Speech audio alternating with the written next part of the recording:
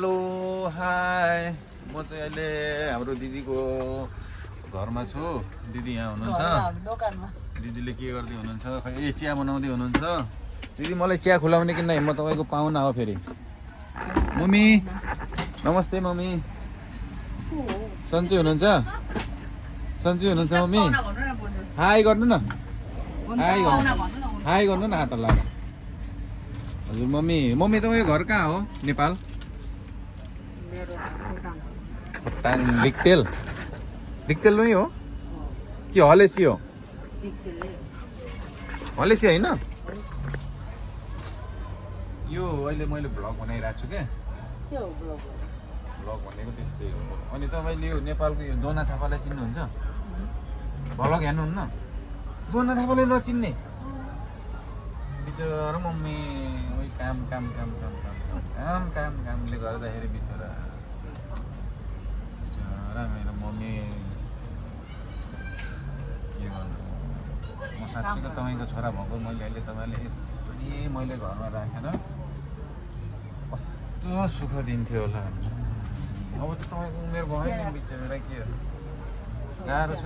नेपालमा हुन्थ्यो भने फेरि मस्तले बसेर खानुहुन्थ्यो कि, तर हङकङ भयो यहाँ त गर्नै पर्ने नियम फेरि होइन। हात खुट्टा चलाउँदै मात्र काम गर्नै पर्ने कि यहाँको नियम। तर राम्रो हो यो कुरा त, किनभने आफ्नो शरीरलाई पनि एउटा फाइदा हुन्छ। त्यही भएर त्यो राम्रो कुरा हो। तर अब नेपालमा भएको भए अहिले त या त लौरो टेकेर हुन्थ्यो होला यो उमेरमा के।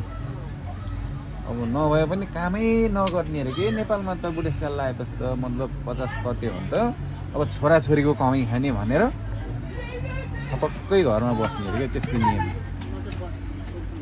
तपाईँ चाहिँ भाग्यमानी हो नि, काम गर्न पाउनुभएको छ मजाले है। भाग्यमानी हो। अनि छोरा सञ्जीवले बिहा हारेको होइन? कति भयो महिना? वर्ष भयो? 1 वर्ष भयो।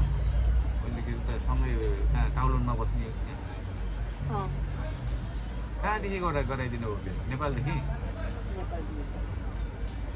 आफन्त हो कि लभ म्यारेज हो कि के? मागेको आफ्नो मान्छे खोटाङ के अरे खोटाङदेखि नै गरे? धरानदेखि त होइन। अनि कस्तो राम्रो छ नि होइन? खुसी हुनुहुन्छ साँच्चै? अनि नाति नातिना कहिले यसो बरु नाति नातिना छिटो गर्नु भन्नु। अनि तपाईँले मजाले नाति नातिनासँग